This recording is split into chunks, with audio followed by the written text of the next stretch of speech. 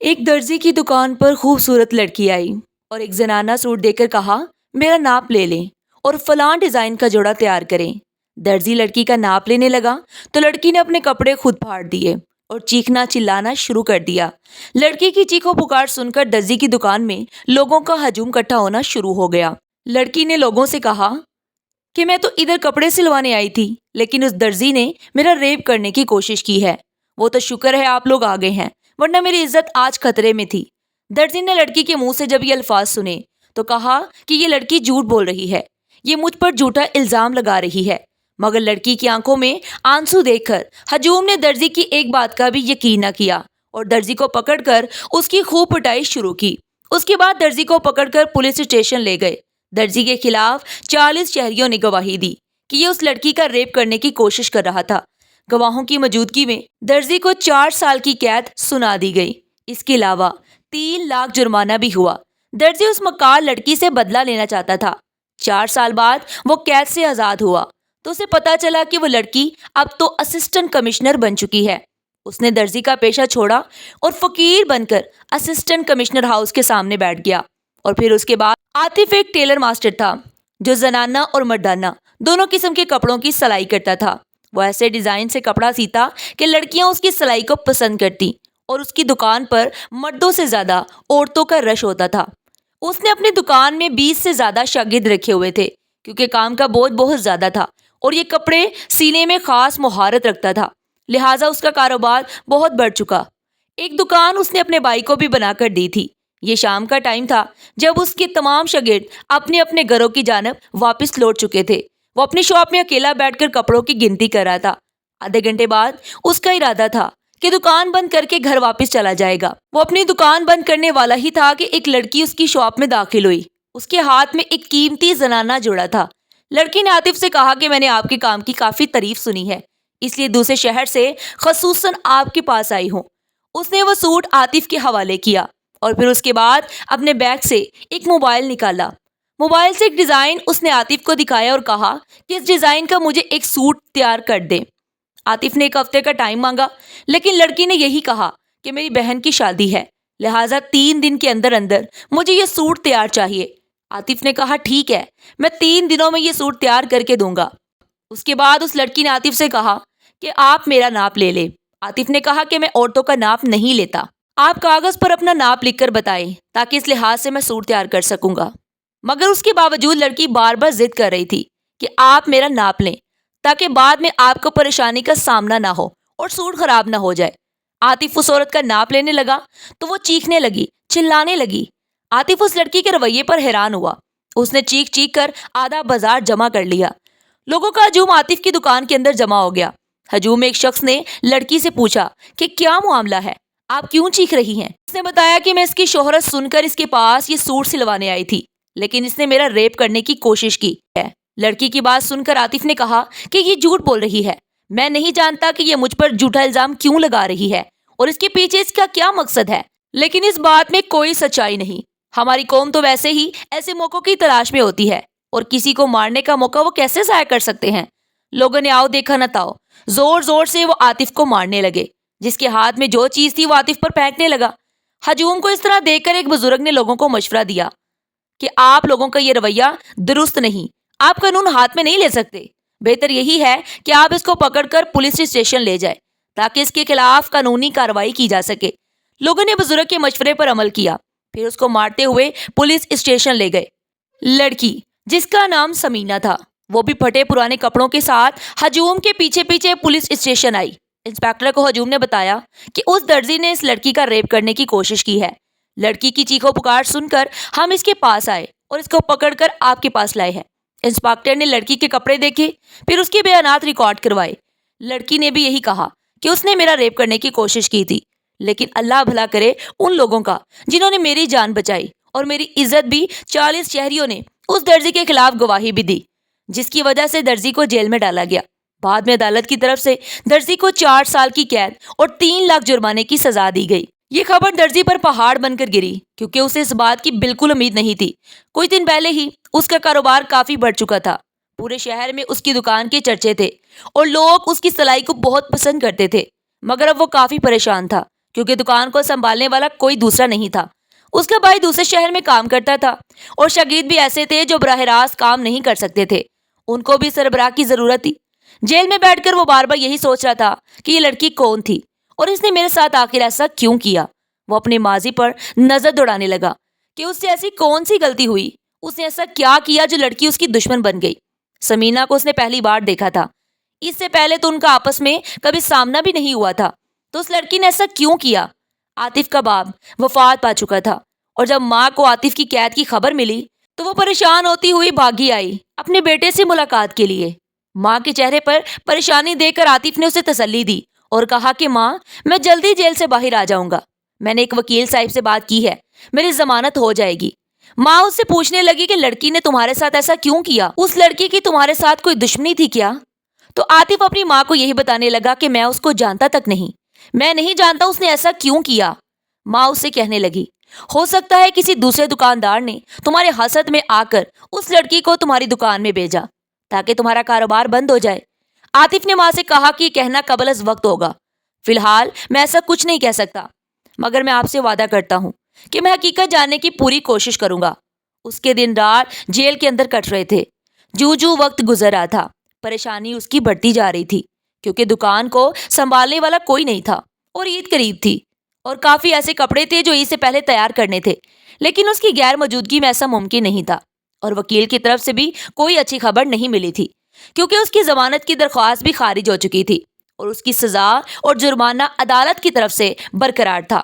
ان حالات کو دیکھتے ہوئے وہ بہت پریشان ہوا, اپنے گھر کے لیے, ماں کے لیے, اپنے کاروبار کے لیے مسلسل پریشان تھا. جیل کے اندر ایک ایک دن اس پر بہت بھاری پڑ رہا تھا اور یہ 4 سال کا عرصہ 50 برس کا محسوس ہو رہا تھا. جیل کے اندر ایک غفار نامی شخص کے ساتھ اس کی ملاقات ہوئی. اس نے اپنی ساری کہانی غفار کو بتائی تو غفار مسکرانے لگا. اس نے غفار سے پوچھا کہ آپ میری فریاد سن کر مسکرا کیوں رہے ہیں؟ جس پر غفار نے کہا کہ میری کہانی بھی کچھ ایسی ہی ہے, اس لیے مسکرا رہا ہوں, بلکہ ہم سب کی ایسی ہی کہانی ہے. 90% قیدی ادھر بغیر کسی وجہ کے بے گناہ سزا کاٹ رہے ہیں. اس ملک کے رہنے والے باشندوں کے پاس, جس کے پاس دولت ہے, پیسہ ہے, طاقت ہے, وہ جرم کر کے بھی آزاد گھومتا ہے, جبکہ غریب کے خلاف جھوٹے گواہوں کی مدد سے اس کو قید کیا جاتا ہے. عاطف اس کی بات سن کر حیران ہوا اور کہا کہ آپ کے ساتھ کیا واقعہ پیش آیا, کیا زیادتی ہوئی؟ اس نے بتایا کہ میں لوہار ہوں, لوہے کے اوزار بنانا یا پھر مرمت کرنا میرا پیشہ ہے. ایک دن میں کچھ اوزار لے کر اپنی دکان سے گھر واپس جا رہا تھا. سڑک پر مجھے ایک شخص لیٹا ہوا نظر آیا. میں اسے دیکھ کر پریشان ہوا. وہ پانی کی آوازیں بلند کر رہا تھا. مجھے محسوس ہوا کہ یہ مصیبت میں ہے اور پیاسا بھی. میں پانی کی بوتل لے کر اس کے پاس گیا. دیکھا تو زندگی اور موت کی کشمکش میں تھا. حالانکہ وہ پانی مانگ رہا تھا, لیکن وہ پانی پینے کی پوزیشن میں نہیں تھا. اور میری پریشانی میں تب اضافہ ہوا جب میں نے دیکھا کہ اس کے سینے میں کسی نے خنجر گھوم دیا تھا. اس حالت میں مجھے کچھ سمجھ نہ آئی کہ میں کیا کروں.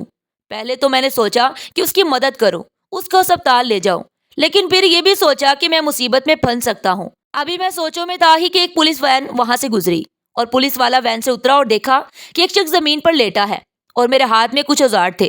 میں نے ان میں سے ایک اوزار اس کے سینے میں گھوم دیا. یہ اس کی سوچ تھی. بغیر سوچے سمجھے انہوں نے مجھے گرفتار کیا. میں اپنی صفائی میں بار بار یہی کہنے لگا تھا کہ میں نے اسے سڑک پر لیٹے دیکھا تھا, راستے میں زخمی حالت میں پڑا تھا.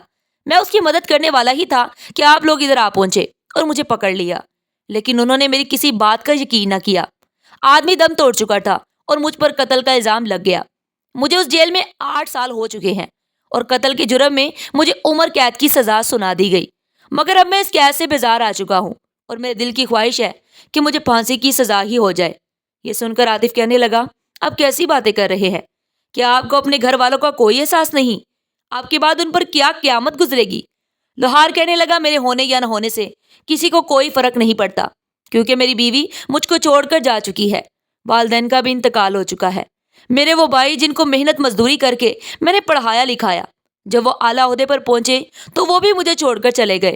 انہیں معلوم تھا کہ میں مصیبت میں پھنس چکا ہوں, جیل میں چکیاں پیس رہا ہوں, لیکن اس کے باوجود ایک دفعہ وہ مجھ سے ملاقات کرنے کے لیے آئے تھے, لیکن دوبارہ وہ نہ آئے. میرے بھائی, یہ دنیا ہے اور دنیا میں مشکل وقت میں لوگ آپ کو چھوڑ کر چلے جاتے ہیں, لیکن جب آپ دولت مند ہو اور خوشحال ہوں تو لوگ آپ سے دوستی کرنا پسند کرتے ہیں. عاطف نے لوہار سے کہا کہ میں آپ سے اتفاق کرتا ہوں, بالکل ایسا ہی ہے. بس دعا کرو کہ زندگی میں کبھی برا وقت نہ آئے جس طرح آپ پر اور مجھ پر اچانک برا وقت آ پڑا۔ عاطف لوہار سے پوچھنے لگا، اگر آپ برا نہ مانے تو میں آپ سے ایک بات پوچھنا چاہتا ہوں کہ کبھی زندگی میں آپ سے کوئی ایسی غلطی ہوئی جس کا آپ کو افسوس ہے؟ کاش ایسا نہ ہوتا۔ لوہار تھوڑی دیر خاموش رہا، پھر بولا، ہاں، ایک بات کا ملال مجھے ساری زندگی رہے گا۔ میں ایک بار اپنی دکان میں بیٹھا تھا، اوزار تیز کر رہا تھا، جبکہ میری بیوی مجھے کھانا دے کر واپس چلی گئی۔ میں کام میں مصروف تھا اور سوچا جب کام سے فارغ ہو جاؤں گا تب آرام سے کھانا کھاؤں گا۔ میں اوزار تیز کرنے میں مصروف تھا کہ ایک بلی میرا کھانا خراب کر کے چلی گئی۔ کھانا نیچے فرش پر گرا پڑا اور وہ کھانے کے قابل نہ رہا۔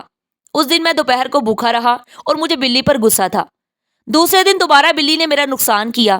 میرا ارادہ تھا کہ بلی کو پکڑ کر کہیں دور جنگل چھوڑ کر آؤں گا۔ ایک دن جیسے ہی بلی میری دکان میں داخل ہوئی تو میں نے دروازہ اندر سے بند کر دیا، روشن دان بھی اچھے طریقے سے بند کیے تاکہ بلی باہر نہ جا سکے۔ میں ٹارچ لے کر بلی کو کمرے میں تلاش کرنے لگا۔ تھوڑی دیر بعد میں نے دیکھا کہ وہ کونے میں بیٹھی تھی۔ میں جیسے ہی بلی کو پکڑنے لگا تو بلی نے چھلانگ لگائی اور وہ آگ کی بٹی میں جا گری۔ یہ دیکھ کر میری روح کام گئی۔ میں چاہتے ہوئے بھی بلی کو نہیں بچا سکتا تھا کیونکہ آگ بہت تیز تھی اور بلی کی چیخو پکار میرے کانوں میں آج تک گونجتی ہے۔ اسی چیز کا مجھے افسوس ہے کہ کاش میں بلی کو پکڑنے کی کوشش نہ کرتا اور وہ بیچاری نہ جلتی۔ کچھ دن بعد میں نے اپنی دکان کی چھت پر دیکھا تو بلی کے 3 بچے مرے ہوئے تھے۔ وہ بیچارے اپنی ماں کے انتظار میں تھے کہ وہ کچھ کھانے کو لے آئے گی، لیکن افسوس کہ ان کی ماں تو مر چکی تھی اور اپنی ماں کا انتظار کرتے کرتے وہ بچے بھی آخر مر گئے۔ کبھی کبھی مجھے ایسا محسوس ہوتا ہے کہ جس کیس میں بری طرح پھنس چکا ہوں جبکہ میرا قصور بھی نہیں تھا، شاید مجھے اس بلی کی آہ لگی ہے۔ اس کے بعد لوہار نے عاطف سے پوچھا کہ کبھی آپ کو بھی زندگی میں کوئی پچھتاوا ہوا؟ عاطف نے لوہار کو جواب دیا کہ زندگی میں مجھے کوئی پچھتاوا تو نہیں، بس کچھ لوگ میری زندگی سے چلے گئے، ان کی کمی آج تک محسوس کرتا ہوں۔ دن رات بدلتے گئے، پتہ نہ چلا کہ 4 سال گزر گئے۔ یہ عاطف کا جیل میں آخری دن تھا۔ وہ لوہار کے گلے ملا۔ اس دن لوہار کی آنکھوں میں آنسو تھے کیونکہ ان 4 سالوں میں عاطف اس کا بہترین دوست بن چکا تھا جو اپنے دکھ سکھ کی باتیں اس سے شیئر کرتا تھا، اور عاطف کے علاوہ جیل میں ایسا کوئی شخص نہیں تھا جو لوہار کے اتنا نزدیک ہو۔ عاطف جیل سے تو آزاد ہو چکا تھا لیکن اس کے دل میں غصہ تھا اس لڑکی سمینا کے خلاف۔ وہ سمینا کو نہیں بھول سکتا تھا جس کی وجہ سے اس کا سارا کاروبار برباد ہو چکا تھا۔ عاطف کے سارے شاگرد اسے چھوڑ کر چلے گئے تھے اور دوسری دکانوں پر کام کرنا شروع کر دیا تھا۔ نئے سرے سے کام کرنا اتنا آسان معاملہ نہیں تھا کیونکہ 4 سال کے عرصے میں کافی کچھ بدل چکا تھا۔ اس علاقے میں نئی دکانیں آ چکی تھی، کچھ بوتیک بھی بن چکے تھے جہاں ریڈی میڈ کپڑے ملتے تھے۔ عاطف کی ماں کو اس بات کا علم ہو چکا تھا کہ عاطف اس لڑکی کی تلاش میں ہے اور دن رات بہت بے چین رہتا ہے۔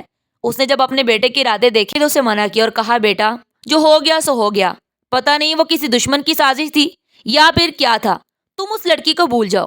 مگر وہ اپنی ماں سے بار بار یہی کہتا تھا کہ ایسی لڑکی کو میں کیسے بھول سکتا ہوں جس نے مجھے تباہ و برباد کیا، پورے علاقے میں میری بدنامی ہوئی، اور اس کے علاوہ کافی دوست ایسے بھی ہیں جو مجھ سے دور چلے گئے صرف اس عورت کی وجہ سے۔ میں زندگی میں ایک بار تو اس کا سامنا ضرور کروں گا اور اسے پوچھنا چاہوں گا کہ آخر اس نے ایسا کیوں کیا۔ کافی عرصہ تک وہ سمینا کو تلاش کرتا رہا لیکن وہ اسے نہ مل سکی۔ عاطف کے کچھ دوست تھے، اس نے ان کے ذمہ لگایا کہ فلاں نام کی لڑکی، اس کے بارے میں پتہ کرو کہ وہ کہاں ہے، کیا کر رہی ہے۔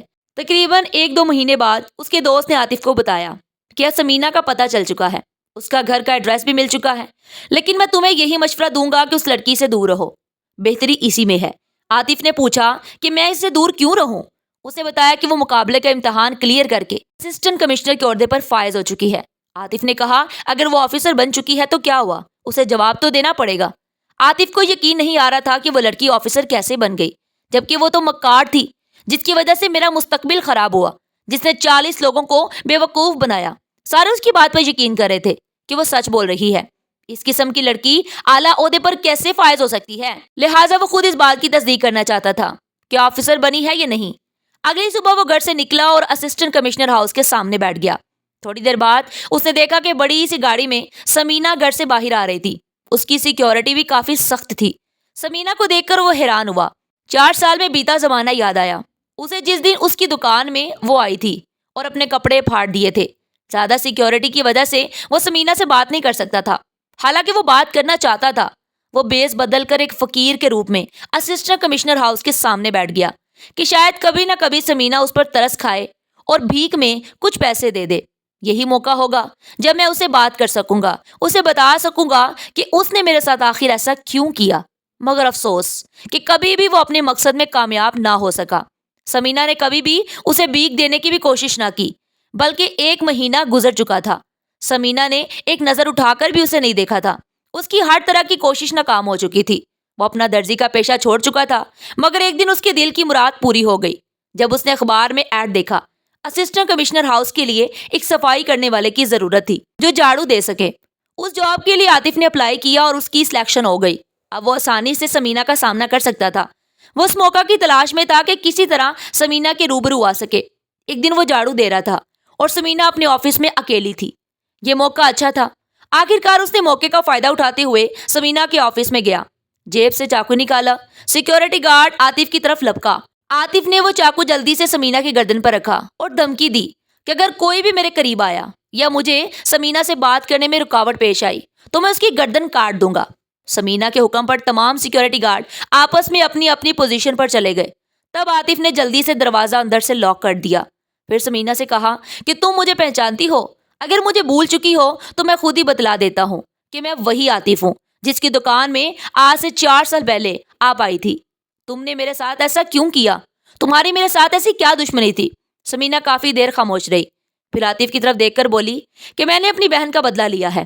اس کی بات سن کر عاطف حیران ہوا. کہا کہ کیسی بہن, کیسا بدلہ؟ میں کچھ سمجھا نہیں.